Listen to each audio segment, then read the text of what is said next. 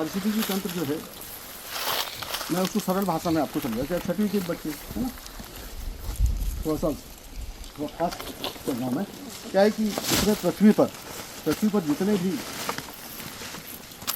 निर्जीव है सजीव है, जितने भी निर्जीव में क्या आएगा, आपसे पूछूंगा मैं, निर्जीव में क्या आएगा? पत्थर, मिट्टी है ना, खनिज लवण, पानी, फिर उसके बाद में कार्बन डाइऑक्साइड, फिर उसके बाद में प्रकाश, ये सब क्या आएगा? निर्जीव है ना। तो ये निर्जीव हो गए।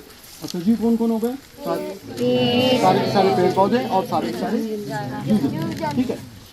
जो निर्जीव और सजीव में जो मिलने से या संगठन से जो लगातार जो क्रियाएं होते रहती है, उसको क्या कहते हैं हम?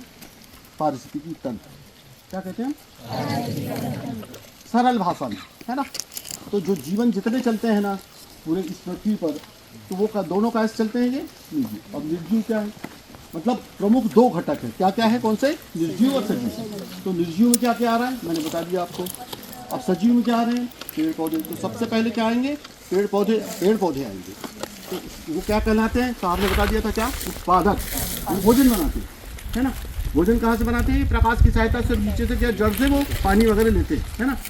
तो भोजन बनाते हैं, उसमें क्या करते हैं? ये जहर को कहते हैं ना हम लोग कि जो जैसे साजा है उसको हम बड़ा जो बोलते हैं, है ना। फिर उसके बाद में और भी बहुत सारे, हम जो है पूरा हमारा भारतीय संस्कृति में प्रकृति की पूजा की जाती है। नवग्रह की पूजा की जाती है, सूरज की पूजा, सबकी पूजा की जाती है, पेड़ पौधों की पूजा की जाती है, नदी नालों की पूजा की जाती है, पहाड़ों की पूजा की जाती है। तो हम लोग प्रकृति के पूजक क्यों करते हैं? कि प्रकृति हमको देती है कुछ, ऐसी जबरन नहीं, है ना। प्रकृति देती है हमको कुछ और उसके बिना हमारा जीवन संभव नहीं, इसलिए हम पूजा करते हैं। अब पेड़ पौधों को क्या माना है हमने? शिव जी का रूप, बड़ा देव का रूप, साजा। तो ये होता क्या? ये क्या करते हैं? विष को ग्रहण करते हैं और अमृत देते हैं। कैसे अमृत देते हैं? विष को कैसे ग्रहण करते हैं? जो कार्बन डाइऑक्साइड होता है वो जहर होता है, CO2, है ना। तो ये जब ये प्रकाश संश्लेषण में क्या करते हैं? ये उसको CO2 को तोड़ देते हैं। क्या करते हैं? C अलग हो जाता है, O2 अलग हो जाता है, और पानी की मदद से क्या बनाते हैं? C6H12O6 glucose. ये अमृत, जहर को तोड़ा और अमृत बनाया, और वो उनके भी भोजन के लिए होता है और हमारे भी भोजन के लिए होता है। ठीक है ना। तो ये हो गया। अब ये जो है, जैसे इसको इनको क्या कहते हैं हम? उत्पादक, है ना, प्रोड्यूसर। फिर उसके बाद में जो इसको खाते हैं, जो शाकाहारी होते हैं, वो प्रथम उपभोक्ता। फिर उसके बाद में उनको जो खाते हैं वो द्वितीय उपभोक्ता, और फिर जो उनको जो बड़े मांसाहारी उनको क्या कहते हैं? तृतीय उपभोक्ता। ठीक है। इसमें चला। अब सारे के सारे मरे, वनस्पति मरी, टाइगर, जहाँ जंगल में कौन है सबसे ऊपर? टाइगर। तो सब मरे, तो कहाँ आए? अपघटन। किसने बोला अपघटन? पहले किसने बोला? चलो दोनों ले लो। एक, अरे सॉरी, ये लो, तालियां बजाओ भाई। फिर उसके बाद क्या होता है? अपघटन। अब यहाँ पर ये सब अपघटन हो रहा है। ये अपघटन होगा। ये कब होगा अपघटन? कब होगा? तो अभी क्यों नहीं हो रहा है भाई? वो तो आ गए सब पूरे, वो मर गए, तो बिखरा चुप हो गए। तो कब होगा ये अपघटन? बारिश में। मतलब अभी क्या है कि जो बैक्टीरिया और फंजाई और बहुत सारे सूक्ष्म जीव उसका अपघटन करते हैं, लेकिन क्या है अभी एक्टिव नहीं है। जब जैसी नमी आएगी, बरसात आएगी, तो एक्टिव हो जाएंगे, पूरा सूखा देंगे। अगर मान लीजिए मैंने क्या बताया था आपसे कि सारे के सारे जीव जंतु एक दूसरे से जुड़े हुए हैं और सबका काम अलग अलग है और सब एक दूसरे के लिए जरूरी है। ये अपघटन जो करेंगे ना, अगर मान लो अपघटन नहीं किया इनने, तो ह्यूमस नहीं बनेगा और एक पहाड़ का पहाड़ खड़ा हो जाएगा, है ना। फिर जंगल में चलने के लिए स्थान नहीं बचेगा, नहीं बचेगा ना। तो अपघटन में सूक्ष्म से सूक्ष्म जो बैक्टीरिया है, फंजाई है, वो भी सबसे मतलब बहुत ज़्यादा महत्वपूर्ण है। समझ रहे हैं क्या बोलते? अब इसको क्या बोलते हैं अपन? खाद्य श्रृंखला बताया था ना आपको, इसको बोलते हैं खाद्य श्रृंखला। अच्छा, अब ये जो है जो पारिस्थितिकी तंत्र पर, यानी इसका कुल मिला के सीधा भावार्थ है परिस्थिति के अनुसार चलने वाला तंत्र। अब जैसे यहाँ नदी है, ये दिख रहा है, वहाँ पर वो बहुत सारे आपके छोटे छोटे वो जलीय जंतु दिखेंगे, है ना, कुछ मछलियाँ दिखेंगी। वहाँ पर वो क्या खा रहे हैं? काई, लकड़ी छोड़। वहाँ पर क्या क्या वो लोग क्या खा रहे हैं, वहाँ पर काई खा रहे हैं। और काई खाने के बाद जैसे बच्चे होते हैं तो छोटी मछली बड़ी मछली खा रही है, और उसको मछली को कौन खा रहा है, हम खा रहे हैं। और हम तो जब मिल जाएगी तब खा रहे हैं। उसके बाद पक्षी खा रहे हैं, या फिर जंगल में भालू है तो भालू बड़ी बड़ी मछली खाते हैं। यानी टाप पे कौन गया, चला गया, वो भालू चला गया, है ना, या पक्षी चले गए। तो वहाँ की परिस्थिति जैसी है। रेगिस्तान में क्या है, सबसे टाप पे हैना, मतलब हैना यानी लकड़बग्घा और चील, ये होते हैं, ये खाते हैं। वहाँ पर ज़्यादा वनस्पति होती नहीं है, तो वहाँ का जो इकोसिस्टम, इसको क्या बोलते हैं, जो इकोसिस्टम के प्रकार है दो हैं, थलीय और जलीय, एक्वेटिक और टेरेस्ट्रियल, ठीक है। तो ये दोनों प्रकार, तो अभी मैं जो बता रहा हूँ, जैसे थली में क्या आ रहा है, फॉरेस्ट का आ रहा है, और फिर उसके बाद में रेगिस्तान का आ रहा है। और टुंड्रा में कौन है, टुंड्रा मतलब ठंडे प्रदेशों में कौन है सबसे ऊपर,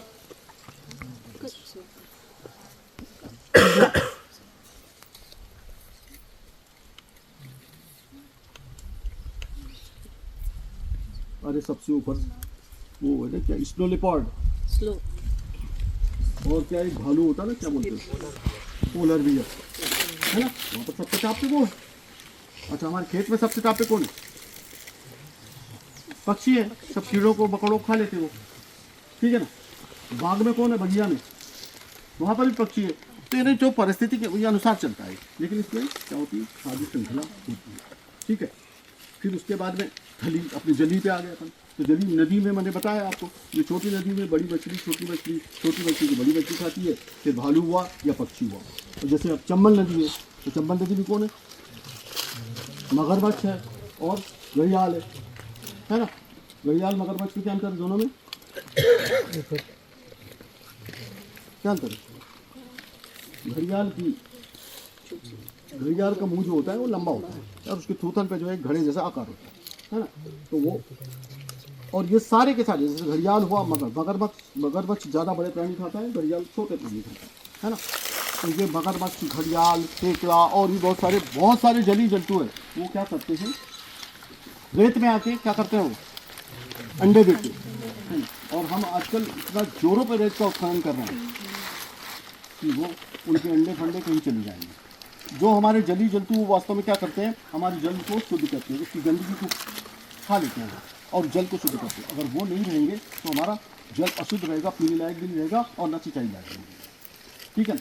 उसके बाद में ये और क्या करते हैं, वैसे मान लीजिए अब यही नदी है, इसको मान के चलिए आप, यहाँ पर मान लीजिए हमने कोई चीज़ ऐसी डाल दी जिसके कारण वो जलीय जंतु मर गए, तो क्या होगा, धीरे धीरे इसमें क्या होगा कि वो काई आएगी, है ना। तो काई को खाने वाला कोई नहीं रह जाएगा। तालाबों में सोच लीजिए, कहीं पर भी सोच, तो काई इतनी बढ़ेगी कि वो धीरे धीरे वो नदी सूख जाएगी और तालाब सूख जाएगा, तो कोई खाने वाला है नहीं कोई। ये सब एक दूसरे से सब जुड़े हुए हैं।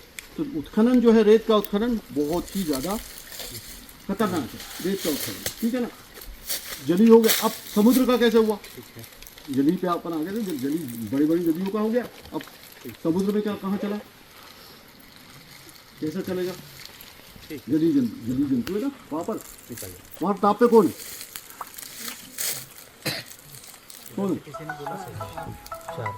सबसे बड़ा शार्क। तालियां बजाओ जोरदार। तो समुद्र में शार्क है ना, बड़ी भेल होती है लेकिन शार्क वहाँ पर, ठीक है ना। शार्क बड़े बड़े प्राणी खाती है वहाँ पर। अच्छा, व्हेल में और शार्क में मूलभूत अंतर है। व्हेल जो होती है वो मैबल होती है, यानी बच्चे देती है, और शार्क जो है अंडे देती है ना। व्हेल में जो है फेफड़े होते हैं, वो बाहर आके, पानी के बाहर आके, ऊपर आके सांस लेती है। इसमें गिल्स होते हैं शार्क में, वो पानी के अंदर, पानी में घुली हुई ऑक्सीजन की लेती है ना।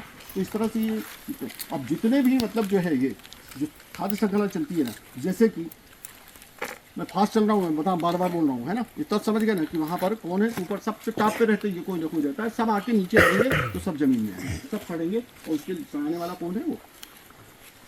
अब जैसे मैंने आपको सर्प का एग्जाम्पल दिया था कि सर्प जो है नहीं रहेगा तो क्या होगा, ठीक है।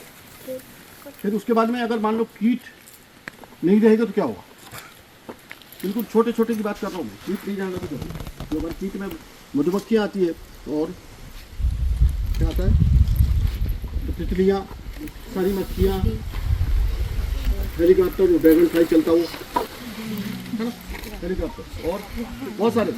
तो कीट के अगर नहीं रहने से क्या होगा, बोलो। कीट अगर नहीं रहेंगे, मधुमक्खियां नहीं रहेगी तो क्या होगा, हैं? क्या बोलोगे? शहद नहीं मिलेगा। और कोई एक थोड़ा सा सही है।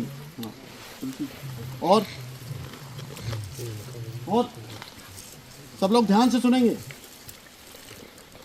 पक्षी के अगर जो हमारे जो कीट है वो नहीं रहेंगे तो हमको भोजन नहीं मिलेगा। क्यों नहीं मिलेगा भाई? कल्पना की है आपने कभी? क्यों नहीं मिलेगा भोजन? कीट क्या करते हैं? क्या करते हैं कीट? क्या है? कुछ भी नहीं मालूम। तुम लोगों को मालूम है। मैं सही बता रहा हूँ, तुम लोगों को मालूम है। और जब मैं बताऊंगा तब याद आएगी। अरे ये परागण करते हैं, परागण, पॉलिनेशन जानते हो कि नहीं आप लोग? फिर क्यों नहीं बता रहे भाई कि जो कीट जो है, देखिए जितनी भी दुनिया में या इस पृथ्वी पर जितनी वनस्पतियां हैं उसका 75% पॉलिनेशन कौन करता है, परागण कौन करता है? वो कीट करते हैं। और उसमें से भी 50% कौन करता है? मधुमक्खियां करती हैं। तो कीट नहीं रहेंगे तो परागण नहीं होने का, अन्न नहीं बनेगा, बीज नहीं बनेगा, हमको भोजन नहीं मिलेगा। अच्छा, अब सबसे ज्यादा परागण करने वाला दुनिया में कौन है? इस दुनिया में या इस पृथ्वी पर? तो बताएगा सबसे अधिक परागण कौन करता है? पॉलिनेशन कौन करता है? मधुमक्खियां। मधुमक्खी के परागण से हमारा 75% भोजन जो हमको मिलता है उसके परागण के कारण मधुमक्खियां करती सबसे ज्यादा परागण। दूसरे नंबर पे कौन है? तितलियां।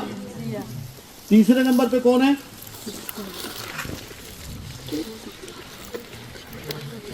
चमगादड़। चमगादड़ क्या होता है? पक्षी होता है क्या? स्तनधारी है वो, लेकिन उड़ता है। चमगादड़ को जब भी हम देखते हैं तो हमको ऐसा लगता है कि कौन सा अशुभ लक्षण हम देख रहे हैं, है ना? लेकिन चमगादड़ वैसा नहीं है। चमगादड़ क्या है? तीसरे नंबर का परागण करता है, ठीक है। और खाता क्या क्या है वो? बहुत सारे कीड़े मकोड़े खाता है, मकड़ी खाता है ना? और उसकी जो कैपेसिटी है एक रात की, क्योंकि रात में वो रात्रिचर है, वो ध्यान से सुनेंगे, एक रात में वो 500 मच्छर तक खा सकता है। कितना? 500 मच्छर खाता है, मतलब 5000 मच्छर तक वो खा लेता है।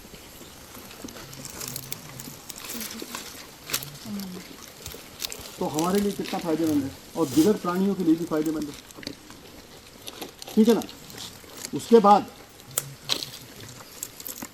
ये जो है, इसके बाद बैट, जिसको क्या बोलते हैं? बैट बोलते हैं, है ना? और इसके बाद कौन है परागण करता? पक्षी परागण करता है ना? अच्छा, कीट में जब अपन कीट की बात कर रहे थे तो एक ड्रैगन फ्लाई हम देखते हैं यहाँ से भी, अभी कहीं हेलीकॉप्टर टाइप से उड़ते हैं ना नदी किनारे, उसको बोलते हैं ड्रैगन फ्लाई, है ना? अब ड्रैगन फ्लाई जो है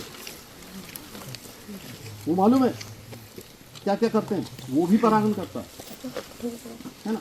वो उसकी आँख बड़ी बड़ी होती है, बाहर निकली हुई रहती है, मालूम है वो कितना घुमा लेता है अपनी आँख को? 360 डिग्री। 360 डिग्री नहीं, इधर का उधर पूरा घुमा के देख सकता है वो।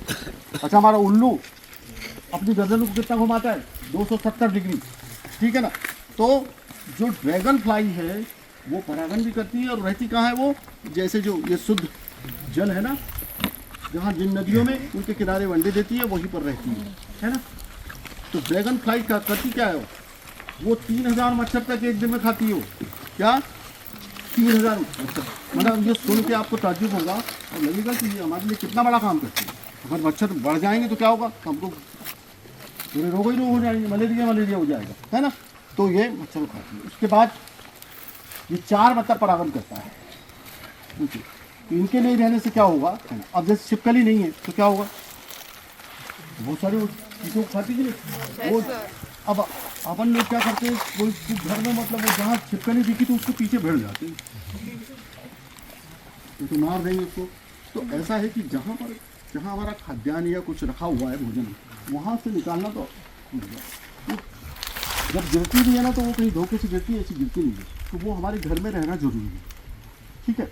अच्छा, अच्छा, मकड़ी क्या करती है? मकड़ी के अपने जाले देखे ना, मकड़ी हमारे उसके जाले में छोटे छोटे कीट को फंसाती है ना। उसका क्या काम है? वो छोटे छोटे कीटों को, जो हानिकारक कीट है हमारे लिए, फसल के लिए, जंगल के लिए, उसको खाना।